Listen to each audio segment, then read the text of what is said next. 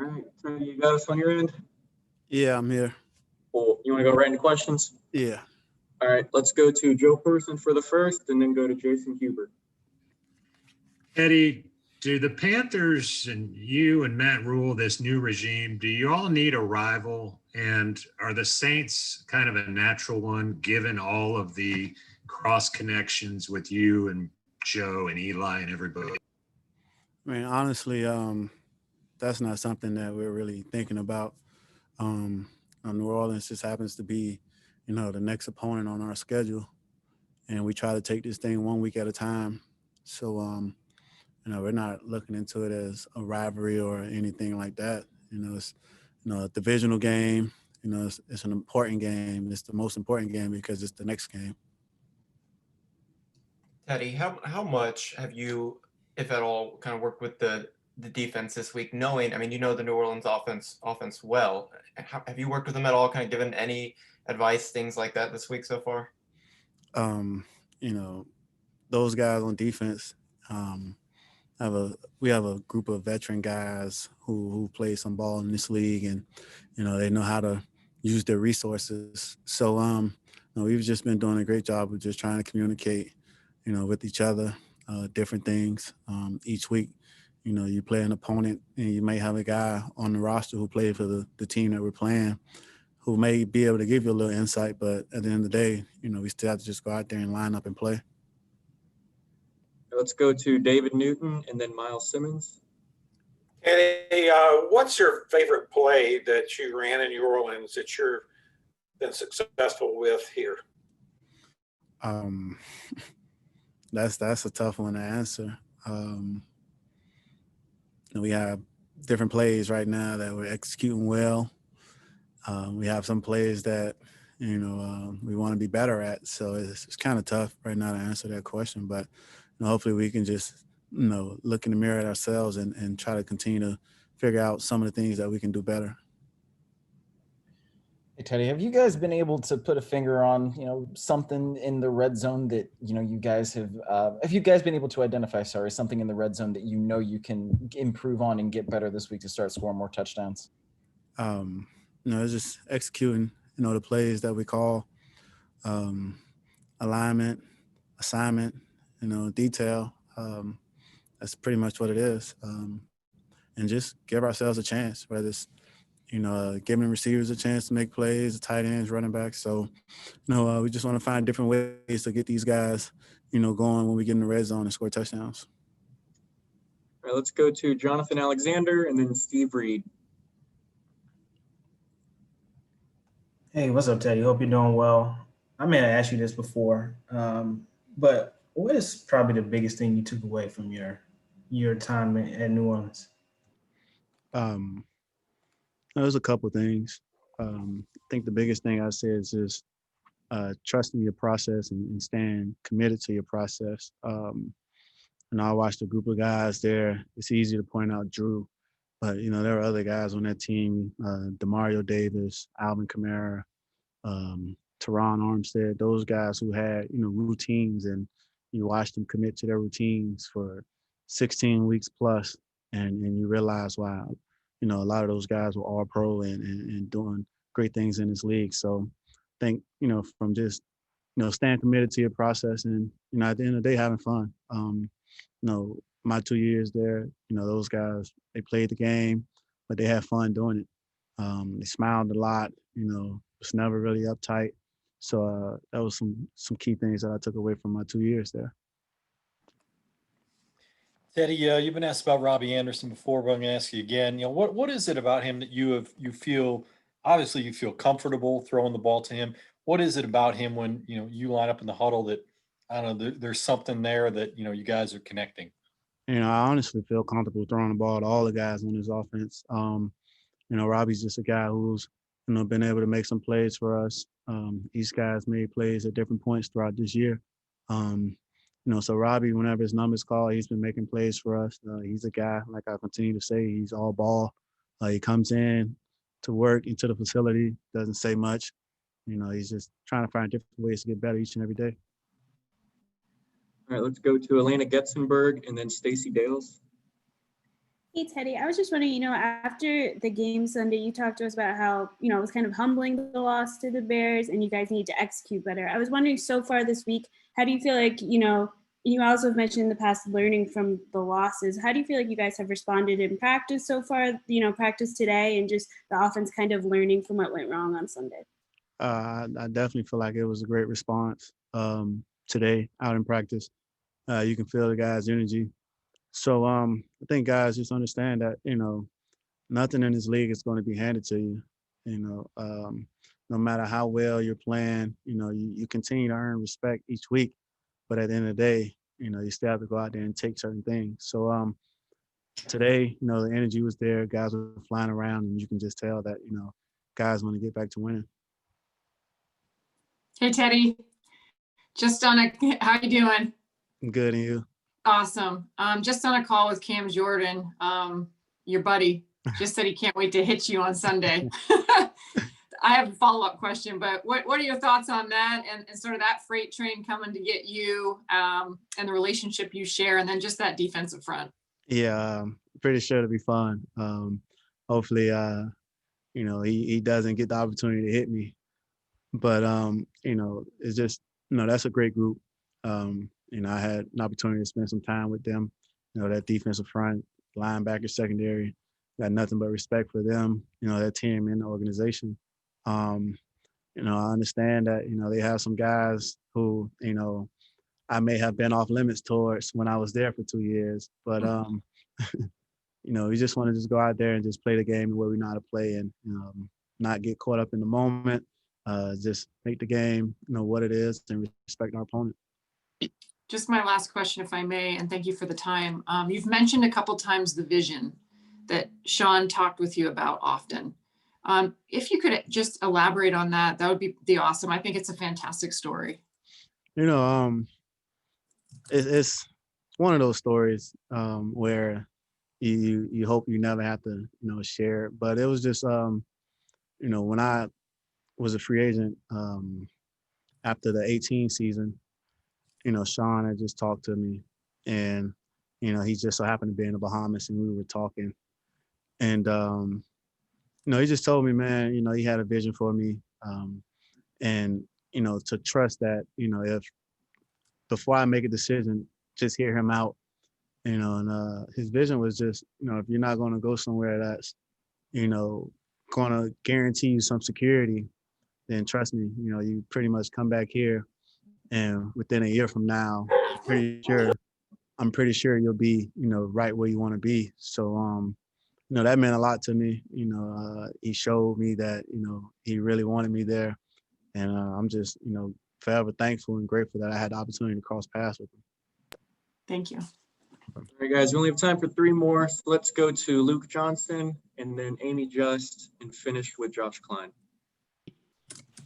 Hey, Teddy, long time no see, man. Hope you're doing good. So, Luke. Hey, you mentioned it when you were talking about what you learned in New Orleans, just about like having fun. I think that's probably what we remember you for down there. So was that something that you had to kind of rediscover there after the injury specifically? And how important was that for you just as a person in general? Yeah, I definitely rediscovered that when I was down there. At first I thought, as a young guy, you had to be all serious. And, there's a time where, you have fun. There's a time where you turn it on, be able to turn that switch.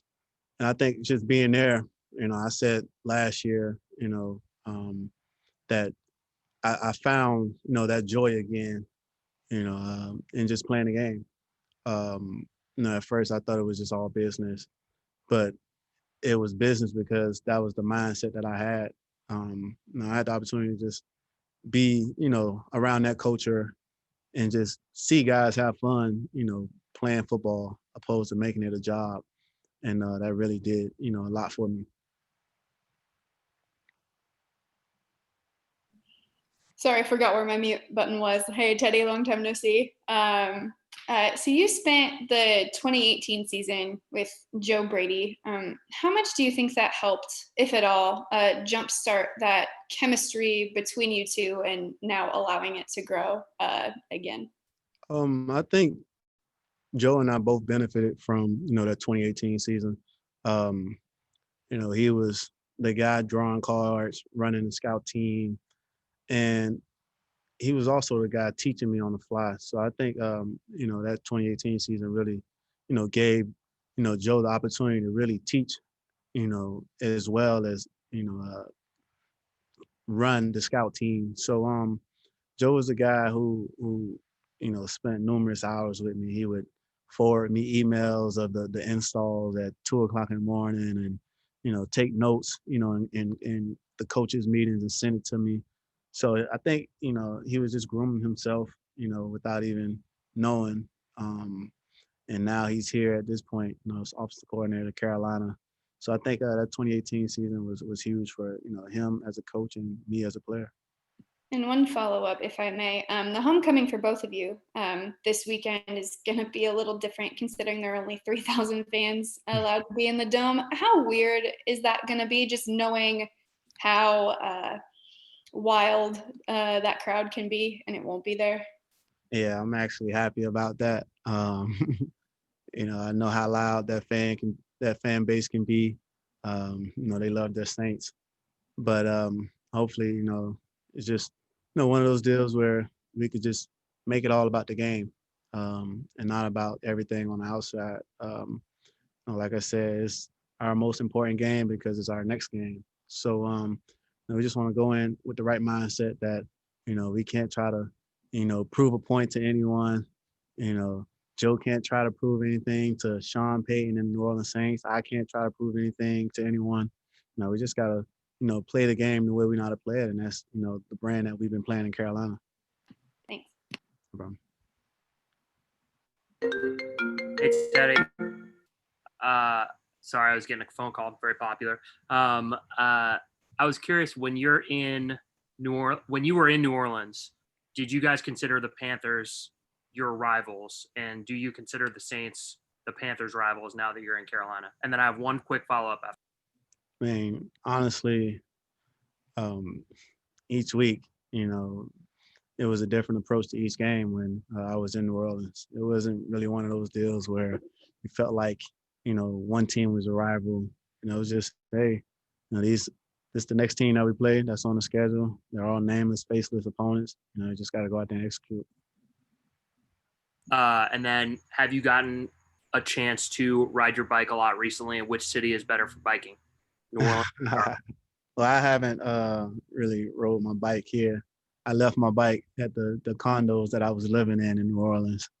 But, I've been riding around on the little bird scooters and lime scooters and stuff like that. But, I'm just happy that I'm here. I have the opportunity to be here. And in Charlotte, it's a great city. We got some great weather today, actually. Felt like summer. But, no, I'm just thankful for the journey that I've been on, the different stops that I've made. I'm just thankful, and I'm very grateful. All right, Teddy, we appreciate you taking the time. Bro, thank you.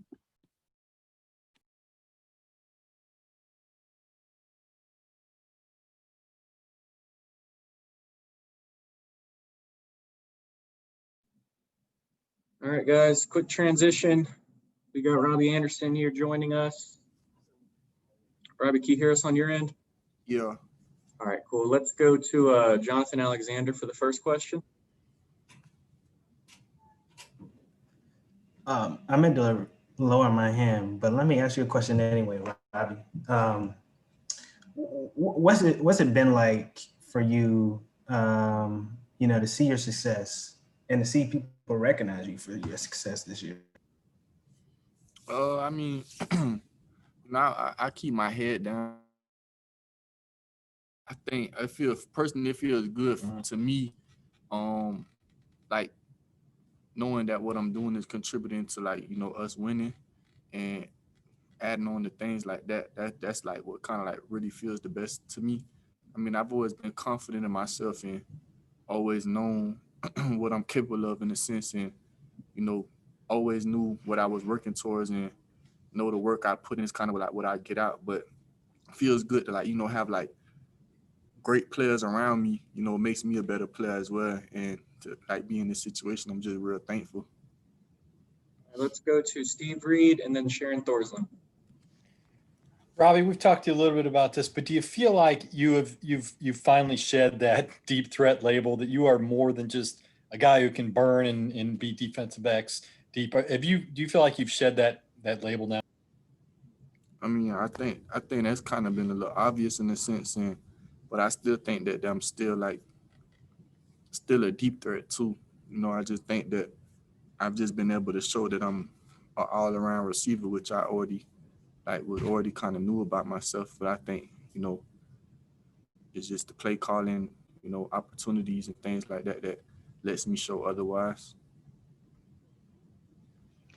Hey, Robbie, when you look at this Saints defense, I mean, obviously they've got some pretty stout guys back in that secondary and up front. And what do you see to those guys defensively, and what kind of a challenge do they pose for you guys? They're a good defense, fast defense, physical, and that always come with your A game, no matter who you play.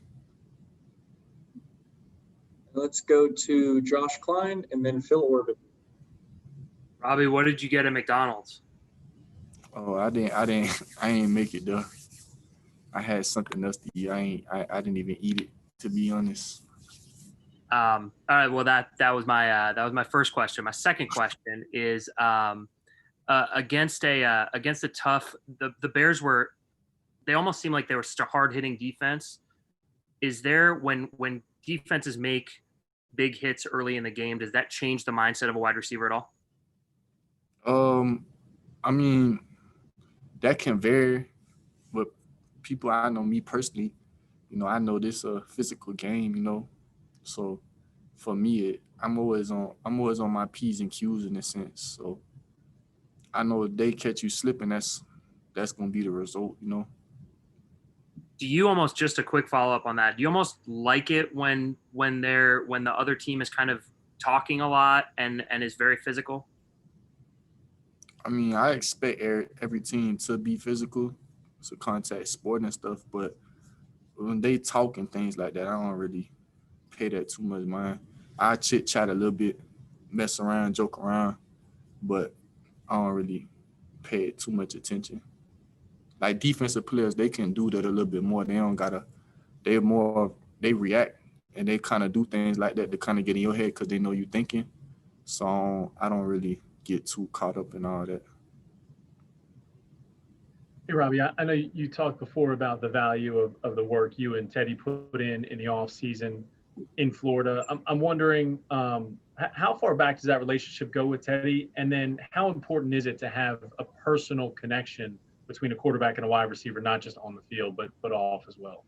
Yeah, I mean, the better your chemistry is off the field, I think that makes your chemistry on the field that much better, and the trust, and it just makes it that much better on the field in a sense, and being able to relate to him on a day-to-day basis, on a personal basis, I think it makes things a lot easier for us playing football. Let's go to, sorry, go ahead, Phil. Yeah, I'm sorry, Rob. Just how far back do you and Teddy go? Because I know you're from the same area, right? Do you remember when you first met him and when you first got together? Well, we played against each other in 7-on-7s back in high school and things like that, and then we were with each other, played against each other one time, maybe two times in college, and then when he was with the Jets. All right, let's go to Skylar Callahan and then Steven Toronto. Hey, Robby, Skylar with Sports Illustrated. Do you feel like your confidence is at an all-time high right now, just the way you've been playing? And then, I don't want to go into how the Jets use you or anything, but do you feel more free in this offense? Like you're able to just let it loose now? Yeah, I think I feel like I feel very confident in myself. I think that confidence comes from the the work that I've been putting in. That's what I think you get even more confidence in yourself and things like that. And then just knowing that the players around me, my teammates, my coaches are confident in me too. That makes you feel better as well. And I just I don't really try and look back on the situation because it's over and done with, but I definitely do feel like it's obvious that my role is a lot different being here. Robbie, I know this is your first experience with the Panthers Saints rivalry, but you had a couple in the AFC East with the Patriots, the Bills, the Dolphins. Obviously, rivalry games are very emotional for fans and they get really amped up about it. But how does a player experience a rivalry, and how do you balance knowing that this is an important game with not playing outside of yourself or getting too psyched up about it? Yeah, I mean, I treat every game like I don't try and make any game too much bigger or like, less important. Obviously, I know in the back of my mind it is a division game, it is conference game, and it's a road game and things like that. But I still take the same approach and the same level of focus, things like that. So I don't really hype it up too much. I think that's probably sometimes they make things a little bit bigger than it should be. So I just take it day at a time, play at a time, and just handle what I can. All right, guys, we only have time for one more, so let's go to Joe Person before Hey, we wrap it Robbie, up. good to see you. Just kind of wondered what your reaction was this week when you found out the building was going to be closed and you guys had to place a couple more players on COVID list. I didn't put too much thought into it. It is what it is. I know that's the kind of like the circumstances that we're under. I understand, we rather be safe than sorry. So, it wasn't like I wasn't like really frantic or anything like that. Just probably better to do that, to keep the space and things like that, just to, be safe. But, just took it for what it is. All right, Robbie, we appreciate you stopping by. All right. Thank you.